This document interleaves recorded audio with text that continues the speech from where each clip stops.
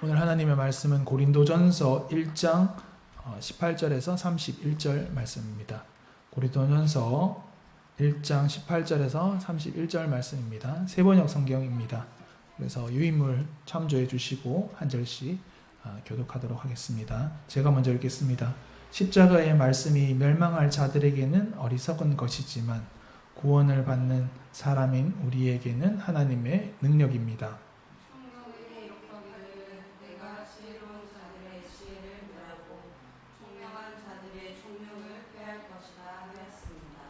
현자가 어디에 있습니까?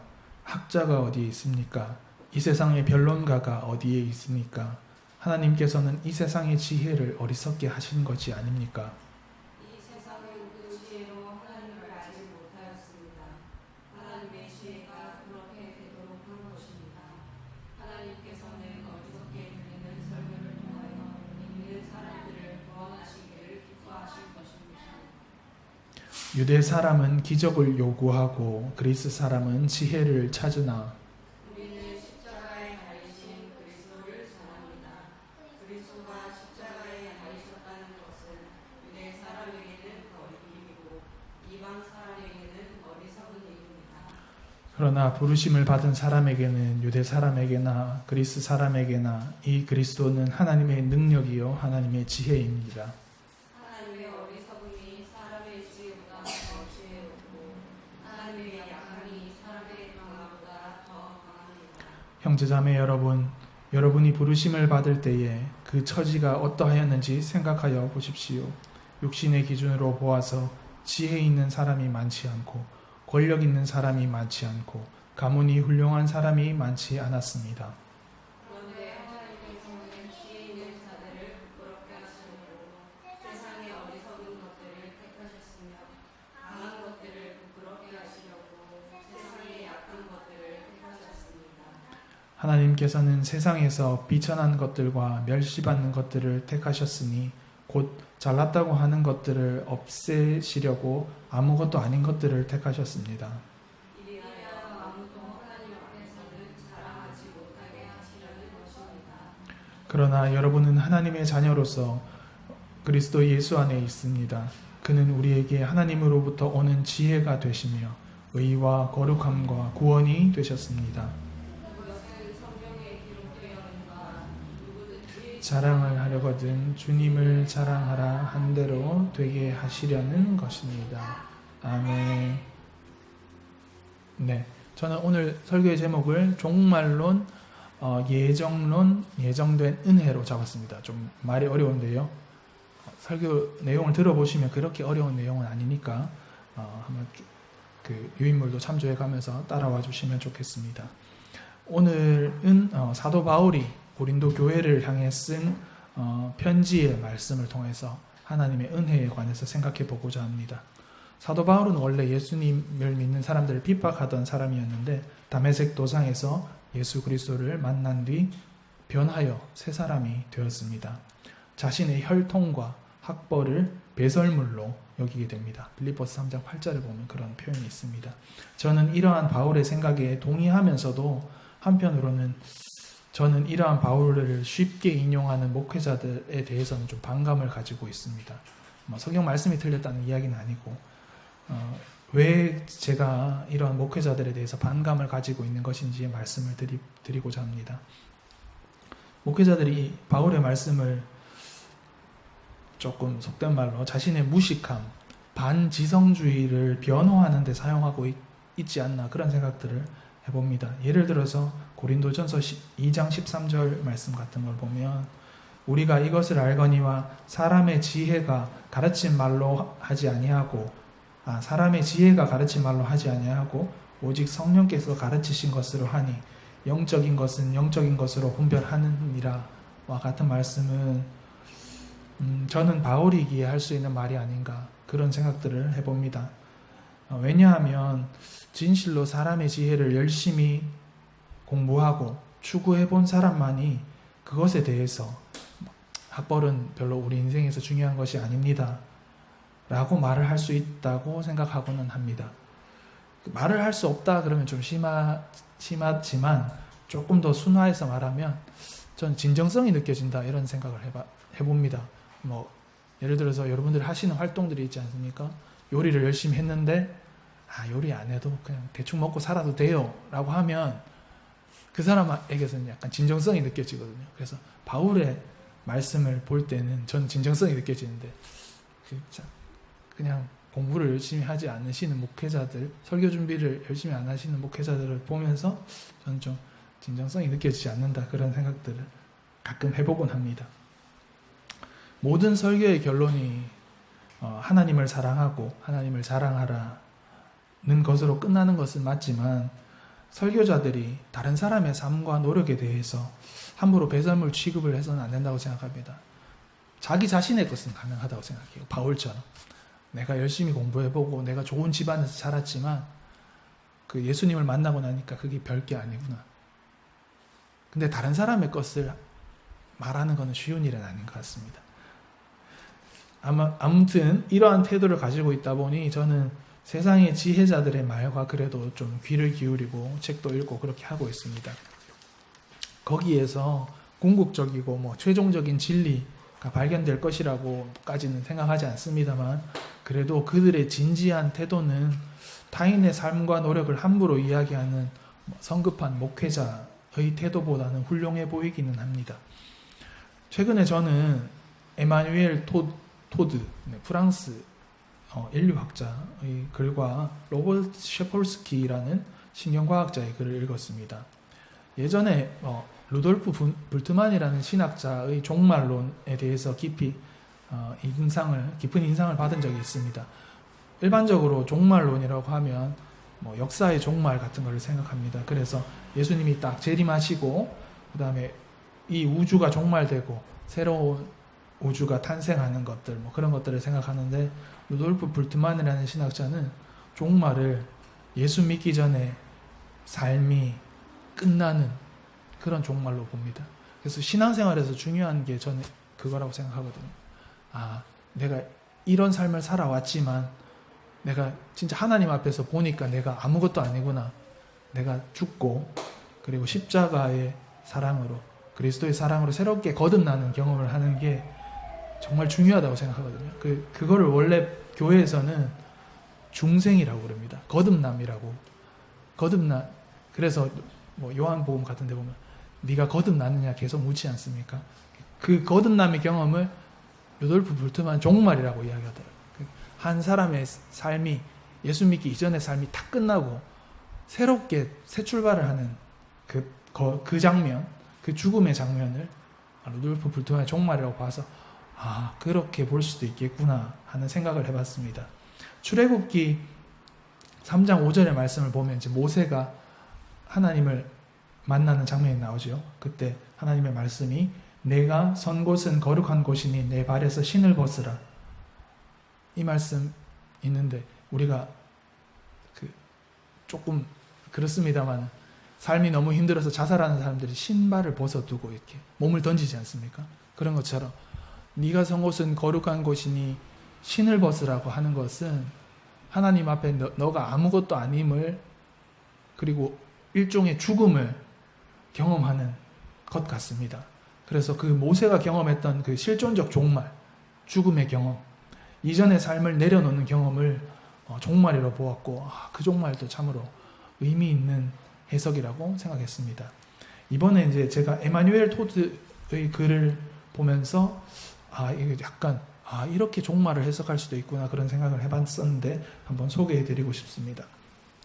이번에 일본 문예 잡지인 문예 춘추 5월호에 에마뉴엘 토드와 피터 틸의 대담이 특집호로 실려가지고 좀 읽어보았습니다. 거기에 종말론에 대한 새로운 인식이 있어가지고 거기서 이제 좀 지혜를 얻게 되었는데 에마뉴엘 토드는 인류학자로서 전 세계의 가족 구조를 연구했어요. 그래서 우리는 한국의 가족 구조 같은 것도 연구하고 그리고 유럽의 농촌 공동체를 연구했습니다. 그래서 옛날 전통사회에는 사람들이 어떻게 관계를 맺으면서 살아갔던가에 대해서 관심을 갖고 연구하는 사람이었습니다. 이 사람이 생각하는 종말론이 저한테 나름대로 의미 있게 여겨졌습니다. 조금 어려우실 수도 있는데 제가 반복해서 설명을 드리겠습니다. 세계란 무엇입니까? 세계는 가장 단순하게 말하면 내 밖이 다 세계예요. 나의 밖이 다 세계입니다. 그래서 나의 밖에 있는 것들의 총합이 세계인 것입니다. 근데 에마뉴엘 토드는 외부 세계와 관계가 끊어지면, 그러니까 공동체가 붕괴되면 세계가 없다고 생각했어요. 세계가. 그러니까 저희가 지금 제자도 교회에서 이렇게 만나고 있지 않습니까? 근데 우리가 제자도 교회가 없어지고 우리가 제자도 교회라는 이유로 서로 만나지 않으면 제자도 교회라는 세계는 종말을 맞이하는 거죠. 근데 더 극단적으로 나가서 우리가 히키코모리, 그러니까 은둔형 외톨이가 되어가지고 아무도 만나지 않으면 세계는 종말되는 것입니다. 왜냐하면 나밖에 없으니까. 내 밖의 세계를 봐야 되는데 나밖에 없게 되니까 세계가 종말이 된다. 이렇게 해석하더라고요. 그래서 이 사람은 점점 사람들이 공동체가 부서지고 인간관계가 부재한 상태가 되고 하니까 야, 이게 진짜 세계의 종말이 아닌가 이렇게 이야기를 했습니다. 그리고 현대사회를 보니까 진짜 그런 것 같아요. 가족 공동체도 점점 붕괴되고 사람들이 이제 자기 개인의 삶에만 몰입되고 돈을 벌어도 자기만을 위해서 쓰고 이렇게 살아가는 모습들이 진짜 세계가 종말이 되어가는 것이 아닌가 그런 생각들을 해봤습니다. 종말론이 좀 무섭죠. 그래서 다시 우리의 신앙에 대해서 조금 이야기하겠습니다. 그렇지만 우리의 신앙인에게 종말은 불안으로만 가득한 것은 아닙니다. 신앙인은 종말이 물론 파괴적일 수 있지만 그렇지만 결국은 하나님의 은혜가 드러나고 생산적인 것이라고 생각합니다. 그리고 그것은 예정된 약속이 성취가 되는 것입니다. 그렇기 때문에 신앙인의 종말론은 예정론과 이어져 있게 되고 예정되었다는 것은 우리에게는 참 뜻깊은 일이다. 이런 말씀을 드릴 수 있게 되겠습니다. 두 번째, 예정론에 대해서 말씀드리겠습니다. 이제 로버트 셰폴스키의 책을 읽었는데 그 책의 제목은 이겁니다. 모든 것은 결정되어 있다. 스스로 선택하고 행동한다는 착각이라는 책이었습니다. 그리고 제가 조금 주목해서 보는 그 유튜버 중에 한 명이 최성훈이라는 사람인데 젊은 친구가 인터뷰, 그러니까 유명인들 인터뷰하는 채널을 운영하거든요. 사고 실험이라는 채널을 운영하는데 이 친구가 영어도 잘해요. 그래서 셰폴스키 교수랑 영어로 대담을 하더라고요. 그래서 그 채널을 재밌게 봤었습니다. 물론 로버트 셰폴스키는 신앙인이 아니기 때문에 그 앞에 부분을 조금 설명을 드리겠습니다. 로버트 셰폴스키는 인간을 기독교적 인식과는 달리 영적인 존재로 보지 않습니다.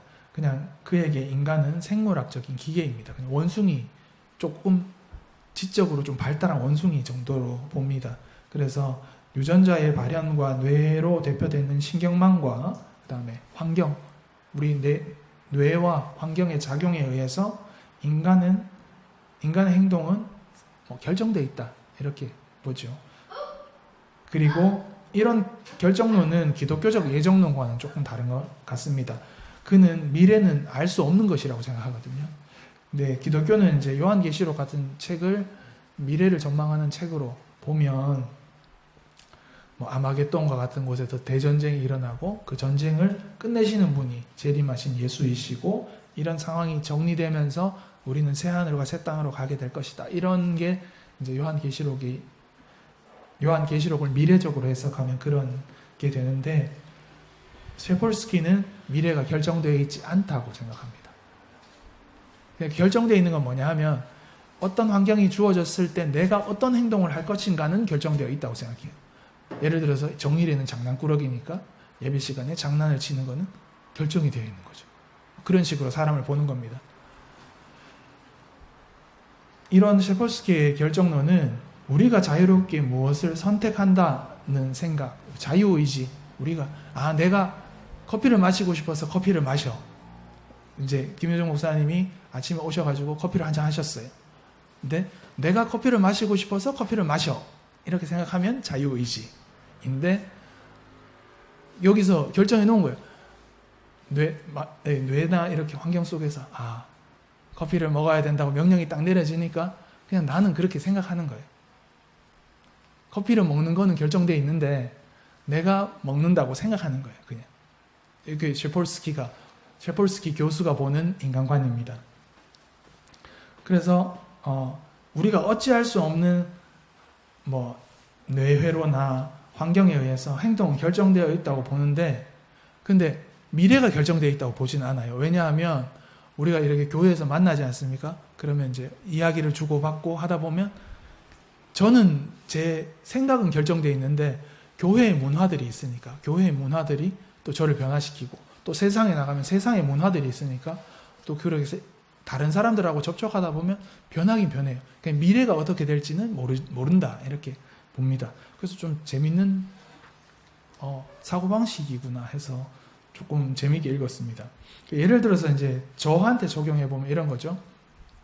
제 성격은 좀 고정되어 있는 것 같아요. 그래서 저 얼마 전에 반팔 남방을 샀거든요.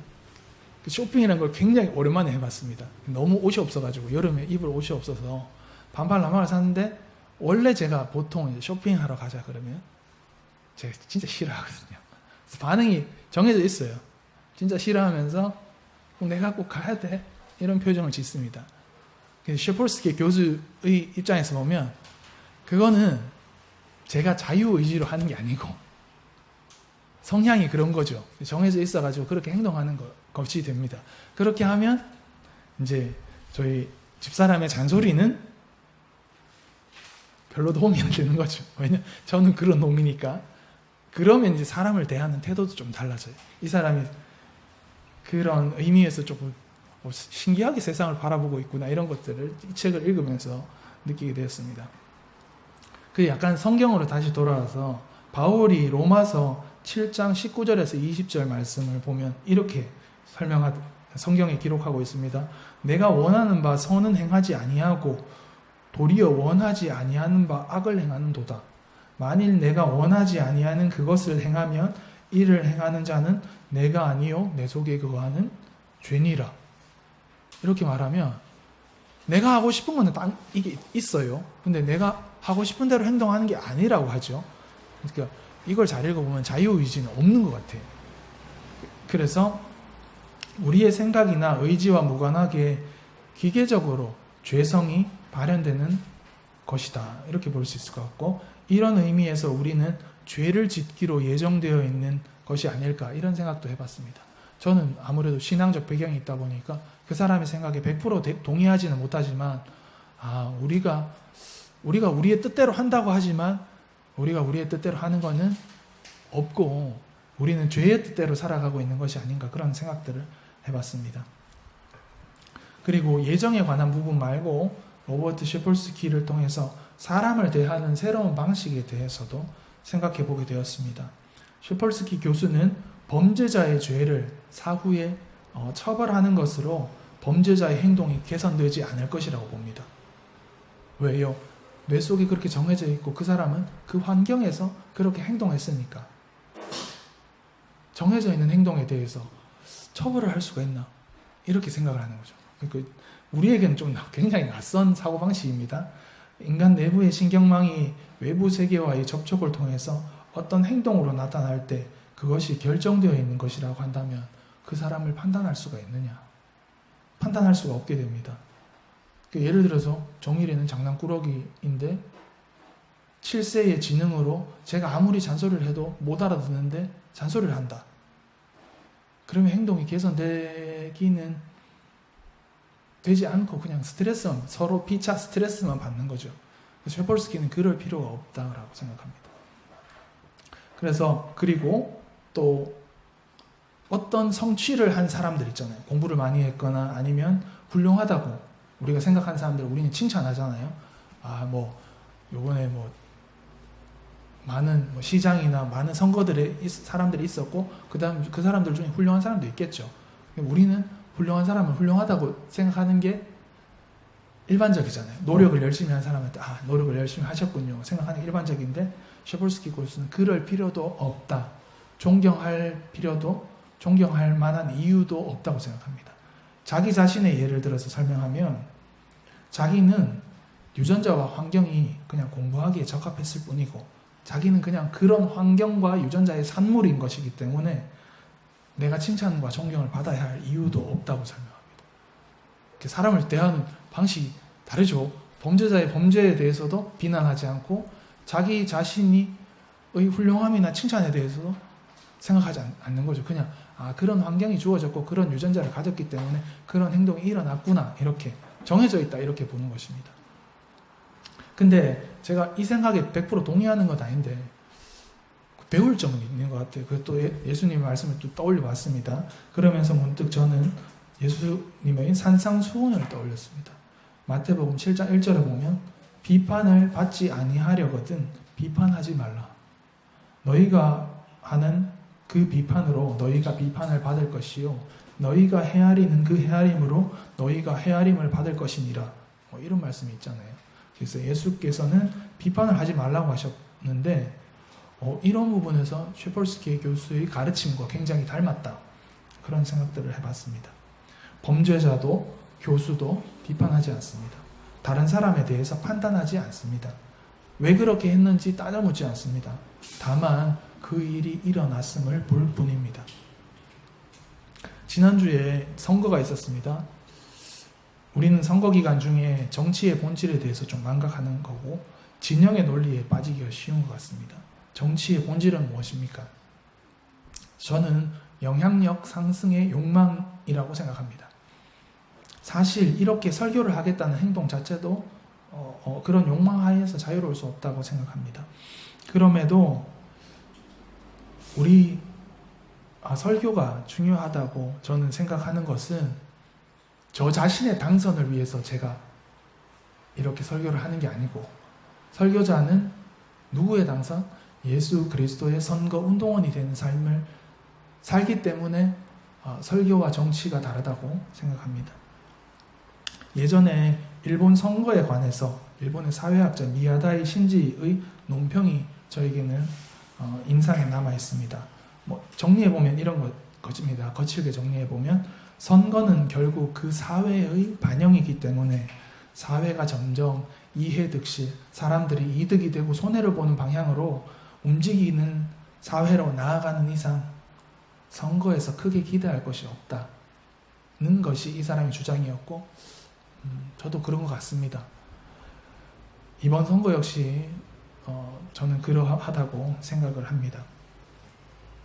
전통사회의 공동체성이 점점 붕괴되고 사회 구성원들이 이득에 따라서 이해득실에 따라서 움직이고 인간들은 자신의 편리함을 위해서 자연을 끊임없이 착취하고 기후변화는 더 가속되어 가는데 특정 정당이나 특정 정치인의 당선이나 승패가 무슨 큰 영향을 끼치겠습니까? 저의 이러한 인간 이해가 좀 부정적이라는 점을 저 사람은 부정적으로 생각하는구나 정도로 생각해 주시면 좋겠습니다.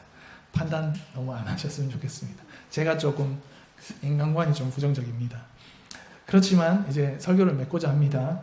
예수께서 십자가에 달리셨다는 것, 오늘 바울이 고린도 교회에 쓴 편지를 통해서 예수 그리스도가 십자가에 달리셨다는 것은 우리에게 어떤 의미가 있습니까? 일반적으로 처형을 당했다는 것은 실패에서 비롯됩니다. 정치적으로 실패한 것입니다. 선거에서 떨어졌다, 이거는 아무 일도 아닌 거죠. 십자가에서 처형을 당했다는 것은 그 게임이 끝난 거니까. 정치적으로 낙선한 것과 예수님의 십자가 사건은 도대체 비교할 수 없는 그런 무게의 차이가 있습니다. 근데 예수님의 정치적 실패, 사회문화적 배척, 당함, 이런 것들에서 하나님의 은혜가 드러납니다. 저는 그 하나님의 은혜는 예정되어 있다. 성경을 통해서 이미 창세전에 약속하셨고, 그리고 지금도 우리가 경험하고 있고 앞으로 우리가 경험하게 될 것이다 라고 생각합니다. 요한계시록을 잘 풀이해 주시는 많은 목사님들의 종말론이나 예정론은 저는 잘 모릅니다. 저는 그렇게 미래 사회에 대해서 어떻게 전개되어 갈지 잘 모르겠습니다. 그렇지만 우리가 십자가를 통해서 알 수 있는 것은 하나님의 강함은 언제 드러나느냐? 우리가 약할 때 드러나는 것입니다. 우리가 십자가에 달릴 때 하나님의 은혜가 드러나는 것입니다. 그것은 마치 하나님의 은혜가 십자가 처형에서 나온 것과 같습니다. 우리가 가장 나약한 인간이 될 때 하나님 앞에 벌거벗은 생명으로 설 때 그 옷 예수께서 가졌던 그 마지막 소유마저 빼앗기고 십자가에서 한 고기 덩어리가 될 때 하나님의 은혜는 주어지는 것입니다.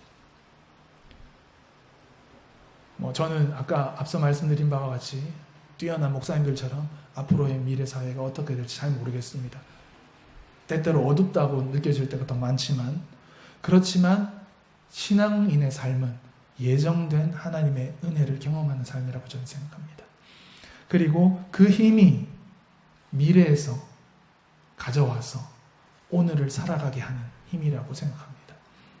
그렇기에 우리가 자랑할 것은 십자가에 달리신 그리스도 예수의 사랑과 임재입니다. 기도하시겠습니다. 임마누엘, 우리와 함께 계시는 하나님, 언제나 우리에게 은혜를 베풀어 주심을 감사드립니다.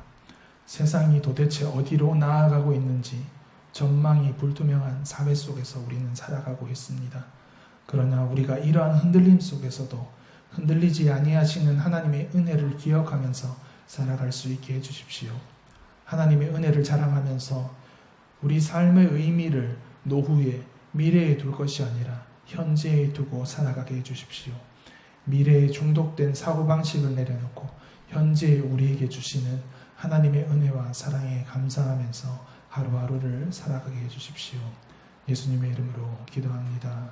아멘.